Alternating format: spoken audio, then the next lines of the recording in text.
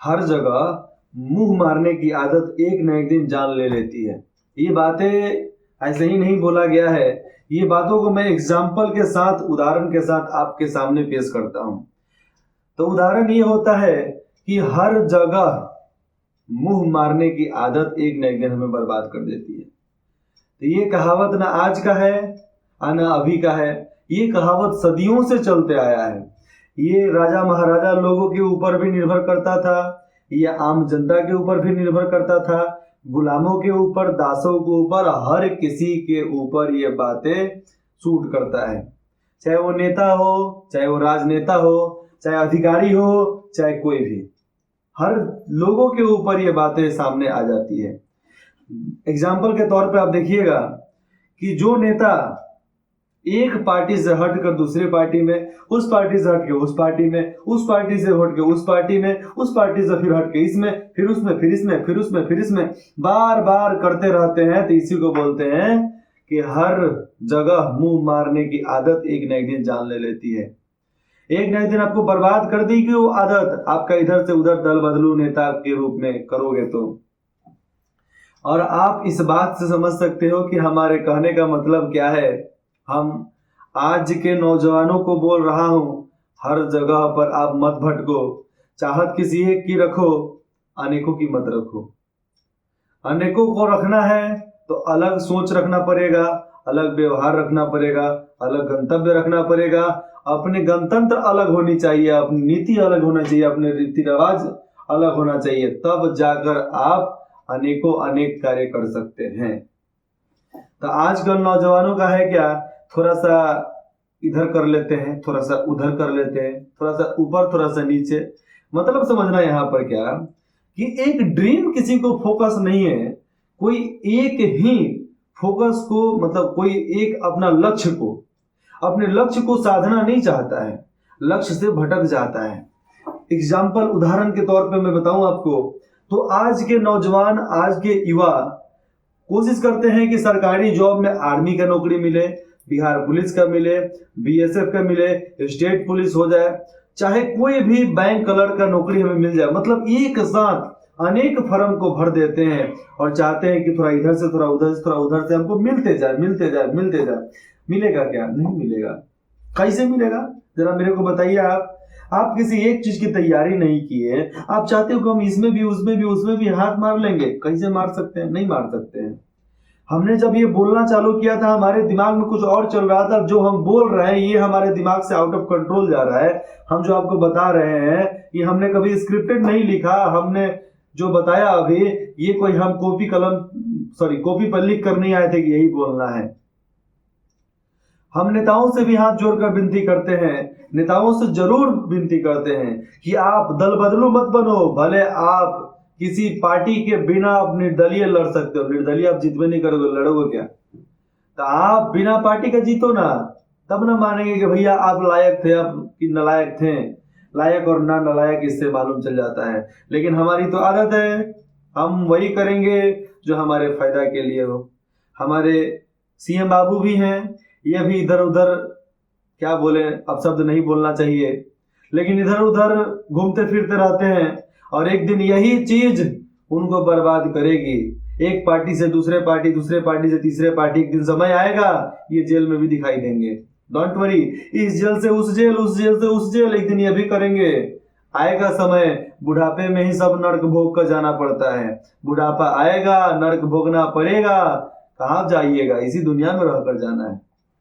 और हम आज के नौजवानों से बोलना चाहते हैं कि आप अपना लक्ष्य, अपना फोकस किसी एक चीज पर रखिए, किसी एक चीज पर रखिए। आप किसी एक लक्ष्य को साधना चाहोगे तो आप उसको साध सकते हो। आप उदाहरण के तौर पर आप ले लो अर्जुन की बात। जब पांचों पांडवों और कौरवों की जब प्रशिक्षण चल रहा था, तो उस प्रशिक्षण में कौरवों से पूछा गया क्या दिख रहा है, तो वो लोग बोले कुछ नहीं दिख रहा है। फिर पांडवों की बारी आई, सबसे पहले नकुल और सहदेव, गाछ दिख रहा है, वृक्ष दिख रहा है। फिर हमारी बारी आई किसकी? भीम का। तो भीम बोले कि चलो भैया, एक पेड़ दिखाई दिया, पेड़ में चिड़िया दिखाई दिया। युधिष्ठिर की बात आई तो उन्होंने बोला कि हाँ, हमें चिड़िया दिखाई दे रही है। भेदना क्या था? चिड़िया की आंख भेदना था। क्या जी? चिड़िया का आंख। अर्जुन से पूछा गया तुम्हें क्या दिख रहा है? तो अर्जुन ने बोला हमें उस चिड़िया का आंख दिखाई दे रहा है। तो गुरु द्रोण बोले भेद डालो, मार डालो तीर उसमें। तो अर्जुन ने तीर उठाया, मारा, एकदम इधर से लेकर पीछे निकाल दिया। तो ये होते हैं हमें लक्ष्य को प्राप्त करने की नीति, रणनीति, हमारे लक्ष्य को एक तरीके से साधने की कल्पना, और यही है हमारी नीति। गुरु, एक ही गुरु 105 लोगों को, 105 राजघराने के राजकुमारों को शिक्षा देते हैं, लेकिन 105 लोग अलग अलग श्रेणी में निकलते हैं। तो इसमें गलती गुरु की नहीं होती है, इसमें गलती उस शिष्य क्या होता है, उस शिष्य के सोचने के ऊपर होता है। किसी ने तीर चलाना सीखा, किसी ने गदा चलाना सीखा, किसी ने धनुष चलाना सीखा, किसी ने मंत्र जापना सीखा, किसी ने चक्रव्यूह रचना सीखा, तो किसी ने ये क्या बोलते हैं षड्यंत्र, तो षड्यंत्र रचना सीखा। तो अनेक अनेक प्रकार के सीखने वाले लोग थे। तो भैया एक जैसे गुरु से एक जैसा शिक्षा मिलता है क्या? नहीं मिलता है। शिक्षा तो एक ही होता है, नॉलेज जो देता है गुरु एक ही नॉलेज देता है, एक ही पढ़ाई पढ़ाता है, एक ही चीजों को समझाता है। लेकिन समझने वाले अपने गंतव्य, अपने व्यवहार, अपने विचार के अनुसार ही उसको लेते हैं, उसको समझते हैं। और हर जगह मुंह मारने की आदत एक न एक दिन जान ले लेती है। मैं उन लड़कों लड़कियों को बताना चाहता हूं जो एक से दूसरे, दूसरे से तीसरे पर चले जाते हैं। यहाँ पर मेरा मतलब साफ होता है कि आप किसी से फिजिकल रिलेशनशिप, शारीरिक संबंध उसी के साथ बनाओ जिसके साथ आप पूरा जीवन बिताना चाहते हो। जिसके साथ आप पूरा जीवन बिताना चाहते हो, संबंध उसी के साथ होना चाहिए, हर किसी के साथ नहीं। नहीं तो हर जगह मुंह मारने की आदत आपकी एक न एक दिन आपकी जान ले लेगी। HIV हो जाएगा, बीमारी हो जाएगी, कहानी खत्म। समझो कि सामने वाले को कैंसर है, आपको भी कैंसर हो जाएगा, उसको HIV, आपको भी HIV हो जाएगा। तो ये बीमारी ऐसे ही तो फैल रहा है ना। सेक्सुअल डिजास्टर इसको बोला जा सकता है, सेक्सुअल डिजास्टर। हमारे ग्रंथों में एक काम सूत्र का ग्रंथ है, काम सूत्र का ग्रंथ है। हमने जब उसको पढ़ा तो पढ़ने में हमको लगा कि चलो यार कुछ काम के बारे में, सेक्स के बारे में समझ में आएगा। हमने फर्स्ट पार्ट पढ़ा, पहला पार्ट पढ़ा, तो उसमें इंट्रोडक्शन ही पढ़ते चले गए। करीबन 90 से 105 पेज में कितना था, 20 या 60 दूनी 120। हाँ, तो 120 पेज में केवल उसका इंट्रोडक्शन था। फिर उसके बाद से दूसरा पार्ट पढ़े। दूसरा पार्ट में हमें बताया गया था कि अंग क्या होता है, अंग की बिरादरी क्या होती है, अंग को समझा क्या जाता है, किसके लिए कौन होता है, किसके लिए कौन नहीं होता है। तीसरा पार्ट पढ़ा तो उसमें हमें सब कलाएं समझ में आई। चौथा पार्ट पढ़ा तो हमें सेक्स, मतलब जो कामा सूत्र का किताब था, तो उसमें 64 कलाओं के बारे में सीखने को मिला। और 64 कलाओं में हमें एक भी गलत शब्द नहीं मिला जो हम वहां से सीख सके। 64 कलाओं में हमें पढ़ना, लिखना, खाना, पीना, बनाना, खेती बाड़ी, अलग अलग प्रकार का काम सीखना, सोना चांदी हीरा मोती लोहा का हथियार बनाना, पत्थर पे हथियार बनाना, किसी को संवारना, किसी को सजाना, कमाना धमाना, नैतिकता, जीवन बिताना, समाज की रक्षा, नैतिक संस्कृति की रक्षा, नैतिक जीवन की रक्षा, नैतिक जीवन में हमें क्या कर्तव्य है, कर्तव्य को बताना। तो ये सब 64 प्रकार का उसमें लिखा हुआ था लाइनें। तो हम जब उसको पढ़ेंगे तब ना हमें समझ में आएगा, हम उसको जानेंगे, हम उसको समझने की कोशिश करेंगे, तब ना हमें समझ में आएगा। हम बोलते हैं हमें कोई भी क्लास 11th में नहीं पढ़ाया, हमें कोई भी क्लास 12 में कोई भी शिक्षक नहीं पढ़ाया, क्या हम पास नहीं किए क्या? हमने 10th में पढ़ा, लेकिन हम लोग स्कूल कोचिंग पढ़ने नहीं जाते थे, केवल फालतू की बातें करने जाते थे, क्योंकि वही बातें तो वहां पर सिखाई जाती थी ना, वही बातें सिखाई जाती थी। और टीचर जो होते हैं वो बोलते हैं ठीक है कोचिंग ज्वाइन करोगे तो आपको बताएंगे, सिखाएंगे, नहीं तो नहीं सिखाएंगे। हमारे एक रमन सर जो थे, रमन सर, उनका नाम था रमन श्रीवास्तव, वही एक इकलौते ऐसे शिक्षक थे जो बिना स्वार्थ के हमें हर कुछ बताते थे। भले वो बात इंग्लिश में ही क्यों नहीं बताए, बायोलॉजी के शिक्षक थे, हमें साइंस, हिस्ट्री, इंग्लिश सब पढ़ाते थे, ऑलराउंडर थे, हमें हर चीज बताते थे, हर गलत काम को करने से बचाते थे, हर गलत व्यवहार से बचाते थे, हर गलत बात बोलने के बाद भी वो सिखाते थे कि बाबू ये गलत बात नहीं बोलना चाहिए। वो पढ़ाते थे, हम उनके पीरियड में खाना भी खा सकते थे, लेकिन वो कुछ नहीं बोलते थे। बोलते थे खाना खा लो, अच्छे से खाना, शांति से खाना, धीरे धीरे खाना, सुनते रहो कि मैं पढ़ा क्या रहा हूँ। आज जिस तरह वो पढ़ाते थे उसी तरह आज हम स्क्रिप्ट राइटिंग लिखते हैं। जिस तरह वो पढ़ाते थे, ब्लैक बोर्ड पर अपना चार्ट बनाते थे, उसी तरीके से आज हम अपना चार्ट बनाते हैं। तो याद आता है कि हमारे रमन सर भी, हमारे शिक्षक, हमारे प्रिय सर, हमारे फेवरेट सर भी उस तरह पढ़ाते थे जिस तरह आज हम उनका कॉपी कर रहे हैं। तो अनुकरण करेंगे, अनुसरण करेंगे, तब ना हम उनसे सीखेंगे जी। हमने किसी को बुरा कहा, हमने किसी को बुरा कहा, चाहे वो अच्छा हो चाहे गलत हो, तो बुरा वो नहीं होता है, बुरा हम हैं, क्योंकि हमने उसको बुरा कहा। अगर हम अच्छे होते तो उसके अच्छाइयों को चुनते, गलत है लेकिन उसके अच्छाइयों को चुनते।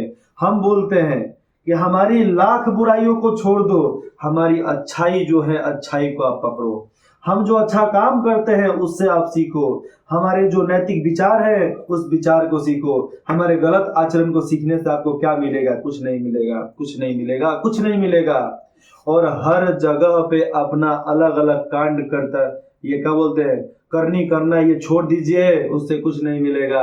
क्योंकि दो नाव पर चढ़ना, टांग चियार कर मरना, वही हालत हो जाता है। जो दो नाव पर चढ़ता है वो कहीं सक्सेस नहीं पा पाता है, बीच में समुद्र में गिर जाएगा, नदी में गिर जाएगा, कहानी खत्म। इसीलिए मंजिल एक रखिए, हर जगह मुंह मारना जरूरी नहीं है। हर जगह मुंह मारोगे तो कहीं भी फेल नहीं कर पाओगे, जिंदगी सर्वनाश में चली जाएगी, जिंदगी सर्वनाश हो जाएगी, खत्म, कहानी खत्म हो जाएगा। और लक्ष्य एक रखते हो, लक्ष्य साधना एक है, लक्ष्य मकसद एक है, लक्ष्य ही है कि हमें पा लेना है। दुनिया की कोई भी ताकत हमें रोक नहीं सकती, दुनिया की कोई भी ताकत हमें नहीं रोक सकती। हम ठान लिए कि हम ये करके दिखाएंगे, हमें कोई नहीं रोक सकता। हम ठान लेंगे कि हम ये करके दिखाएंगे, हमें कोई नहीं रोक सकता। लेकिन हर काम समाज के लिए समर्पित होना चाहिए। हर काम जो करो, पढ़ाई लिखाई कमाई धमाई जो करो, समाज के लिए समर्पित होना चाहिए। क्योंकि इसी समाज को देखने रेखने के लिए हमें इस मनुष्य जीवन में हमें अवतार लेना पड़ा है। इस मनुष्य जीवन में हम अवतरित हुए हैं, इस मनुष्य जीवन का शरीर मिला है। किसी को गाली देने के लिए नहीं मिला है, किसी को ताली देने के लिए नहीं मिला है। किसी को गाली, किसी को ताली देने के लिए शरीर नहीं मिला है। ये शरीर इसलिए मिला है कि जो संसार के लिए काम करता हो, जो संसार के लिए आगे बढ़ना चाहता हो, आप उसका साथ दीजिए, उसके बातों में बात मिलाइए। उनको गलत बोलने वाले लाखों होंगे, लेकिन उन लाखों पर भरोसा नहीं करना है कि वो गलत हैं। अरे भैया, कुछ सही लोगों के साथ गलत लोग भी जुड़ जाते हैं, लेकिन गलत लोग जुड़ने के बाद सही भी हो जाते हैं। हमें ये प्रोबेबिलिटी को नहीं छोड़ना चाहिए। ये हमें आशा है कि सुधर सकते हैं, तो हमें एक मौका देना चाहिए, एक मौका देना चाहिए। रावण को भी श्री राम ने एक मौका दिया, नहीं माना। विभीषण को भी एक मौका मिला, विभीषण ने डायरेक्ट कहा कि ठीक है भैया, हम करेंगे, लेकिन आपको सीता को छोड़ना पड़ेगा। लेकिन लंकेश ने बोला कि कोई भी नहीं हो सकता है, नहीं हो सकता। कंस को भी एक मौका मिला था कि तुम सुधर जाओ, वो नहीं सुधरा। शिशुपाल को भी मौका मिला था कि तुम चुप रहो, 100 पाप माफ, तुम्हारा गर्दन साफ, लेकिन वो नहीं सुधरा, नहीं सुधरा, नहीं सुधरेगा, मरेगा। यही बोलते हैं, हर जगह मुंह मारने की आदत एक दिन जान ले लेती है, एक दिन जान ले लेती है। तो शिशुपाल हर जगह पर उल्टा सीधा बोलता था। एक दिन श्री कृष्ण के सामने बोला, और उसका वरदान जो दिया था, आशीर्वाद श्री कृष्ण ने जो दिया था कि 100 गलती को माफ करेंगे, 100 गलती माफ, गर्दन साफ। किसी की औकात थी, कुछ कर पाया वहां पे? क्या कोई कुछ भी कर पाया? श्री कृष्ण के हाथ में सुदर्शन, श्री कृष्ण के हाथ में सुदर्शन, सुदर्शन घूमा, गर्दन साफ।